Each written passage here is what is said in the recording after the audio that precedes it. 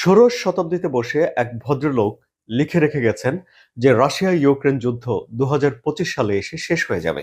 এমনকি এই যুদ্ধ শেষ হওয়ার আগে এখানে তুরস্ক অথবা ফ্রান্স যুক্ত হবে এবং তারা মধ্যস্থতায় ভূমিকা রাখতে পারে এবং এই মধ্যস্থতার পর যুদ্ধটি শেষ হয়ে যাবে।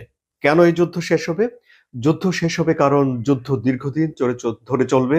এর মধ্যে আমরা দেখেছি যে প্রায় 3 বছরের মতো যুদ্ধ চলেছে এবং দীর্ঘ সময় চলার কারণে যুদ্ধের ক্লান্তি এবং টাকা পয়সার অভাবে এই যুদ্ধ বন্ধ হয়ে যেতে পারে, এরকমও পূর্বাভাস বা ভবিষ্যৎবাণী করা হয়েছে।